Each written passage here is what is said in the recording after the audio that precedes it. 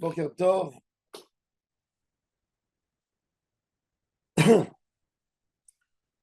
Dans notre paracha, Yitzhak Avinu s'apprête à faire une bracha à son fils Esav et il lui demande de se préparer pour être apte à la bracha.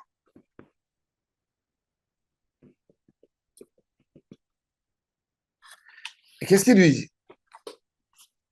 Il lui dit, je veux quelque chose de spécial. Pour te faire une bracha, il faut que tu me fasses de la nourriture que j'aime et je te ferai une bracha avant de mourir. Esav comprend que c'est un grand moment. Il sort dans la forêt, il va chercher du gibier. Au moment même, Rivka a entendu. Elle a envie que ce soit Yaakov qui soit béni. Donc, de sa part à elle, elle prépare, elle prend 2 agneaux. Elle les prépare, fait les recettes que son mari aimait. Yaakov Avinu qui s'habille avec les beaux habits de Esav qui étaient gardés dans l'armoire de Rivka. Il prend une carafe de vin, il met tout, il arrange sur un plateau et il vient chez son papa pour prendre une bracha.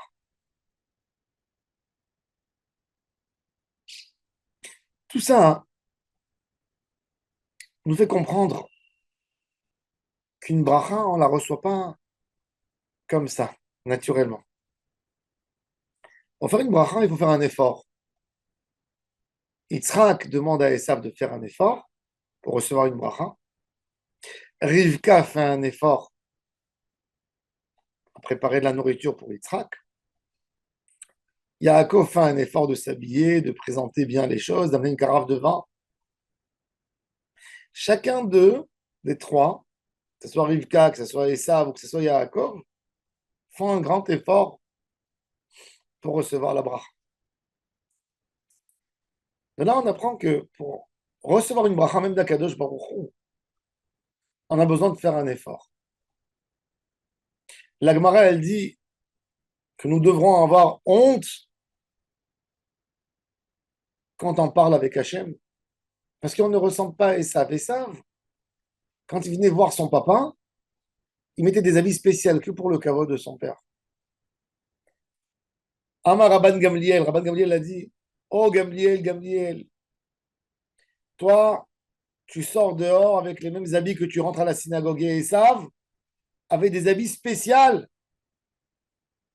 pour aller voir son papa. Quand on fait notre filote, on devrait avoir honte. Honte d'Hachem. On vient de demander tellement de choses. On sait que notre vie dépend d'Hachem, de la bracha. Tout ce qu'on veut, on veut de la bracha. Qu'est-ce qu'on veut dans notre vie? On veut une bracha. Un homme veut que quand il sort dehors, il va faire son commerce, sa bracha, ça soit facile, ça soit fluide. Un homme veut qu'il trouve facilement un client, qu'il signe facilement des contrats, que la parnassa vienne vite. C'est une bracha. De ne pas suer, de ne pas. Qu'est-ce que tu fais toi pour avoir la bracha? Pour avoir une bracha, il faut faire un effort. Quand un homme fait cette tfila, Shulchan Aruch il dit, il faut avoir un habit spécial pour la tfila. Alors les Bachourei Yeshivot, ils mettent un chapeau, ils mettent une veste. Le Baal Shem Tov a instauré chez les chassidim de mettre une ceinture, un gartel, pour s'habiller devant Hachem. Comme Yaakov Avinu, il s'est habillé pour recevoir une bracha. Des fois, les accessoires de la mitzvah ne sont pas moins importants que la mitzvah. Et on le voit plus que tout dans l'atmosphère que l'homme va créer avec sa préparation. Yitzhak était aveugle. Vous savez, un aveugle a perdu le goût de vivre. La Gemara, elle dit, il y a plusieurs personnes qui sont vivantes, mais en fait, qui sont morts. Parmi eux, c'est les aveugles. sont dans l'obscurité toute leur vie. Ils n'ont même pas une image à imaginer. Parce qu'une imagination, c'est toujours lié à ce que tu as vu dans ta vie. Donc tu peux imaginer quelque chose. Le monde des aveugles, il est complètement différent du nôtre. Ils ne peuvent pas rêver d'une voiture puisqu'ils ne savent pas comment ça a l'air une voiture. Ils ne peuvent pas rêver de la plage puisqu'ils n'ont jamais vu une plage. Ils ne peuvent pas rêver d'un soleil, d'une lumière. Ils ne savent pas c'est quoi une lumière. Ils sont dans du noir absolu. Et Yitzhak, c'est vrai, il pouvait imaginer. Il voyait avant. Et Yaakov, maintenant, essayez d'imaginer un homme, bon, c'est vrai qu'un tzaddik qui fait ça à Avodat Hashem, mais il y a toujours une tristesse, une peine chez cet homme. Il ne voit plus le monde. Et Yaakov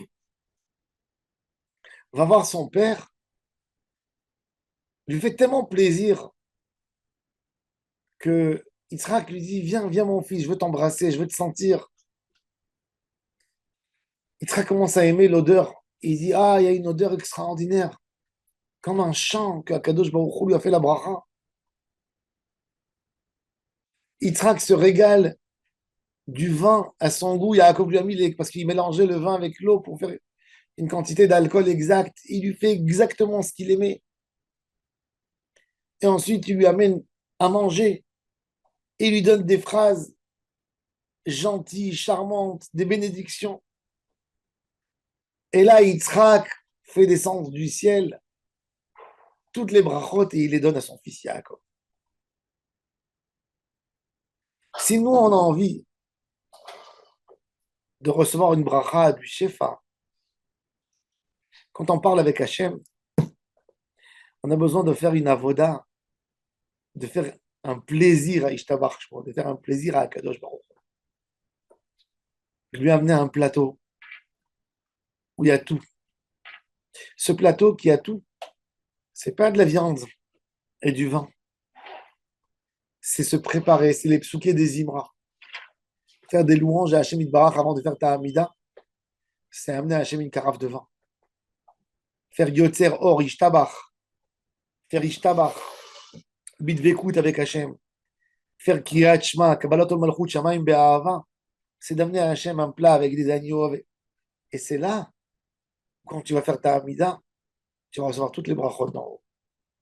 Mais il ne peut pas avoir une bracha. Yitzhak nous l'explique. Yitzhak dit à son fils Esav, mon fils, je veux te bénir. Mais il faut que de ta part, tu fasses quelque chose. Il faut que tu fasses un keli, un accessoire pour recevoir la bracha. L'accessoire, c'est ton travail. Combien on a besoin de travailler notre tfila. Que notre tfila, elle ne soit pas qu'une citation de quelques mots qu'on dit. Des fois, un homme, quand il fait les kavanotes, il pense qu'il a un porte-clés, des clés qui passent partout et qui ouvrent tout. Mais quand il fait ça, il tombe dans le inyan où il enlève son cœur et il rentre que dans le code. J'ai un code dans la main. Il faut savoir que ce n'est pas le code le plus important. Le code, c'est d'ouvrir le cœur. C'est de montrer à Hachem à quel point on l'aime. Comme Esav et Yaakov, ils se battent en fait entre eux sur le cœur du père. Esav va dire, je vais faire à mon père un coup de cœur. Je vais lui faire un repas de rêve. Je vais lui donner un plaisir. Et Esav aimait son père. Aimait son père. Voulait faire tout pour que son père, qui souffre tellement dans sa vie, qui est aveugle, qu'il fasse un sourire. Qu'il ait un moment bon dans sa vie et pas que dans l'obscurité, dans cette obscurité de quelqu'un qui est aveugle. Et Yaakov Avinu avec ses gentils mots, ses douceurs, au point que le père il dit, c'est quoi cette voix douce? C'est quoi? Il dit Kol Kol Yaakov. Rien que comme ça, on tire une bracha extraordinaire du ciel. Viten lecha Elohim, quelle bracha? Quelle bracha Yitzhak a donné à Yaakov Avinu?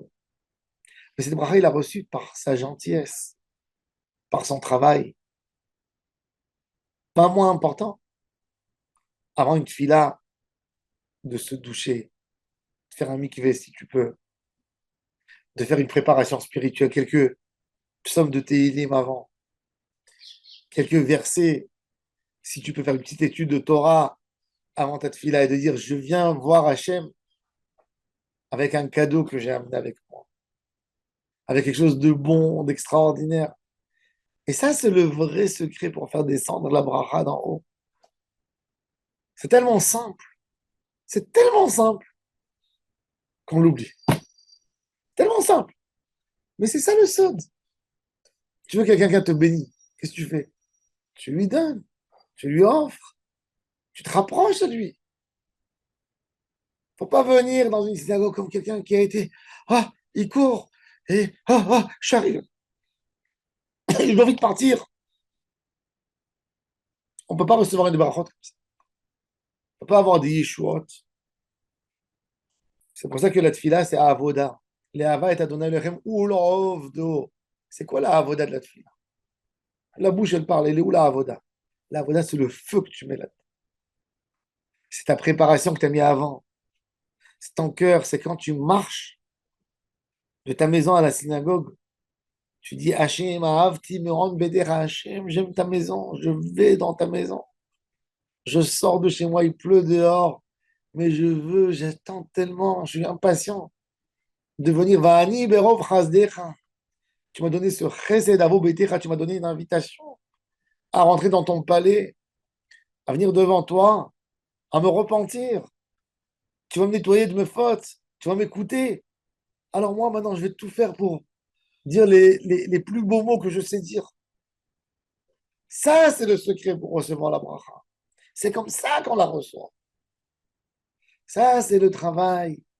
Et ça, c'est Yitzhak. Yitzhak, c'est le maître de la tfila en Messirut Nefesh. C'est lui qui a instauré Mincha en pleine journée, quand l'homme doit tout quitter.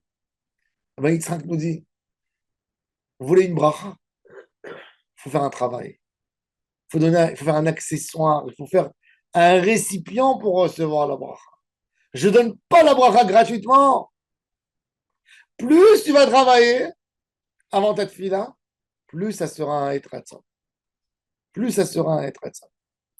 Hachem Yebezrenu, que notre chilote soit exaucé, accepté devant lui, Baruch Adonai Leolam, Amen.